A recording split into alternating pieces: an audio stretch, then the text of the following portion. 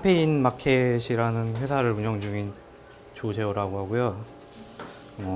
카페 6개월 안에 접는 법이라는 주제로 간단히 말씀드리려고 합니다. 카페인 마켓은 간단히 브랜딩, 인테리어, 프로모션 관련해서 카페 오픈이랑 운영에 관한 디자인을 도와드리는 그런 회사고요. 이제 아는 동생 카페에 그 메뉴판이 없다 그래서 이런 식으로 이제 메뉴판도 한번 만들어 줘 보고, 어떤 바리스타 분은 이렇게 대회용 트레이가 필요하다 그래서 이런 것도 한번 제작을 해보고, 아는 형 카페에서, 여자친구 카페에서 이렇게 수납장이 필요하다 그래서 이런 것도 만들어 줘 보고 하면서 이게 그냥 제 스스로는 되게 재밌고 그렇더라고요. 그래서 이렇게 SNS에도 올려보고 하니까는 나름 포트폴리오가 이렇게 조금씩 쌓여갔던 것 같아요. 그래서 로고도 만들어 보고, 또 그러다 보니까 카페도 맡기시는 분들이 생기고, 그 하다 보니까 이렇게 조금씩 쌓여가서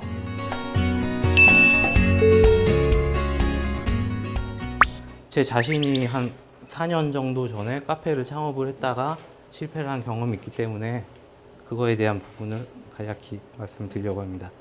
제가 카페를 했던 곳이거든요. 경기도 광주에 위치를 했었고요. 이 즐겨찾기라는 분식점 이 자리에서 카페를 했어요. 그래서 원래 내부의 모습이고요. 경험이 없었던 건 아니고요. 코페아 커피라는 프랜차이즈 회사에 한 1년 정도 다닌 경험이 있어요. 그래서 거기서 주로 이렇게 카페 관련해서 설계를 해드리고, 그리고 오픈하시면은 이제 필요한 직원들 명함부터 시작해서 상품 디스플레이 혹은 메뉴판에 들어가는 사인 그래픽이나 그런 것들을 이렇게 종합적으로 도와드리고 했어요. 그래서 나름 좀 준비가 돼 있다고 생각을 해서 카페 창업을 했는데 쉽지 않더라고요. 왜 실패했는지 말씀을 드릴게요. 1단계로 급하게 하시면 됩니다. 급하게 하신다는 게, 제가 카페를 했던 곳은 지금 표시되어 있는 이쪽 위치고, 위쪽에 보시면은 여고, 여중, 남고도 있고, 그래서 이쪽 언덕길로 학생들이 등하교 시간에 거의 한 4, 5천 명 정도가 막 왔다 갔다 하는 그런 동네였어요.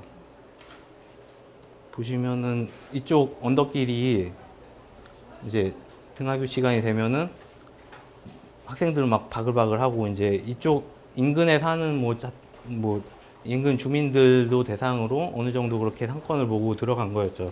학생들도 그렇고, 그렇게 바쁜 시간대에 사람들이 가게까지 들어와서 주문을 하고 기다렸다가 이 빵과 아메리카노 들고 등교를 하는 학생들은 별로 없겠죠, 사실. 그러니까 뭐가 잘못됐었냐면은, 이 사진은 노량진 쪽 사진이긴 한데, 그 동네에 가보면은 1,000원이면은 컵밥을 한 끼를 때울 수가 있는 동네예요. 근데 그런 거에 대한 생각도 없이 2,000원짜리 토스트를 팔고 있으니 팔릴 리가 없죠. 그래서 일단은 상권에 대한 분석이 잘못되면은 이렇게 지나치게 어린 학생들 아니면은 이렇게 지나치게 나이 많은 생각지도 못했던 손님들이 이렇게 오게 되는 거죠. 이 할아버지가 이날 다 쏘셨어요. 그래서 급한 마음에 부탁되고 부동산 계약을 했던 거죠. 두 번째 단계로 계획 없이 하시면 됩니다. 처음부터 카페 장사가 안 됐던 건 아니에요. 보시면은 영수번호 100번, 필지가 100장이 나갔다는 얘기거든요. 나름 처음에 좀 바쁜 시기도 있고 그랬던 것 같아요. 그리고 그 당시에 좀 많이 팔렸던 메뉴가 초코라떼, 녹차라떼 이런 메뉴들이었는데, 이 가격이 1,500원이었어요. 근데 이게 이 빌지 100장 나간 날 계산을 해보니까 이게 원가도 안 나오더라고요. 팔고 보니까는. 그래서 부랴부랴 500원을 가격 인상을 했는데 어떻게 했습니까? 컵밥 500원에 먹는 애들인데, 500원 1,000원에 먹는 애들인데. 그래서 어떻게든 되겠지 하는 그런 처음에 막연한 운영 마인드가 있었던 것 같아요. 마지막으로 혼자서 하시면은 실패하기 딱 좋습니다. 제가 처음에 카페 구상을 했던 모습인데요. 이게 제가 하고 싶었던 게, 첫째로는 카페 운영을 통한 잔 매출을 발생을 시키는 방법과, 그리고 커피를 납품해서 직접 로스팅도 하고 싶었고, 그리고 또 제가 원래 디자인 쪽 전공을 좀 하고 그래서 카페 뒤쪽에 이제 바 뒤쪽에 이렇게 공간을 마련해서 뭐 일이 생기면 또 이런 일도 하고 싶고 막 그랬어요. 근데 이게 셋 중 하나도 하기가 힘든 일이죠, 사실은. 막 커피 막 볶고 있는데 손님 오시면은 손님 오셔서 막 커피 태워 먹은 적도 한두 번이 아니고, 또 겨우겨우 뭐 작은 일거리 들어와서 이렇게 일하고 있는데 손님들 오면 짜증나고 막 그렇게 되더라고요. 그러니까 셋 중에 하나도 하나만 집중을 해서 하기가 힘든데 그거를 다 하려고 했던 게 되게 잘못된 생각이었던 것 같아요. 어쨌든 실패를 하긴 했는데 문제는 이걸 어떻게 받아들이느냐, 그게 중요한 것 같아요. 마지막으로 제가 성공과 실패의 기준에 대해서 한마디만 해볼게요. 그래서 제가 알고 있는 두 분이 계시는데 두 분 다 창업을 제가 옆에서 지켜봤어요. 근데 한 분은 반년을 준비를 하셨고 프랜차이즈로 창업을 하셨어요. 그래서 뭐 3억 정도 투자를 하셨고, 결과적으로는 한 60평 정도 되는 매장에 월세가 지방에서 하셔서 좀 저렴했어요. 월세가 한 200만 원 정도 됐는데 일매출이 굉장히 잘 나왔어요. 한 150만 원 정도씩 이렇게 나왔어요. 이 정도면은 여름에 한 1000에서 1500만 원 이렇게 가져갈 수 있는 매출이에요. 그리고 더 아름다운 거는 3년을 영업을 하시고 매장을 파셨어요. 그리고 다른 한 분은 비슷한 나이대 분이셨는데 이분도 4년 넘게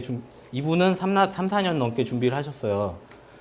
개인 카페를 창업을 하셨고 직접 로스팅도 하고 계시고 그래요. 그래서 비슷한 금액이 투자가 됐던 것 같아요. 그래서 뭐 이분은 강남 쪽에 지금 오픈을 하셔서 30평 매장인데 월세가 한 300만 원 정도 돼요. 근데 매출이 한 7, 80 이렇게 나오더라고요. 뭐 안 나오는 건 아닌데 뭐 조금 아쉬울 수가 있는 그런 정도일 수도 있어요. 왜냐면은 월세에서 좀 많이 차이가 나다 보니까는.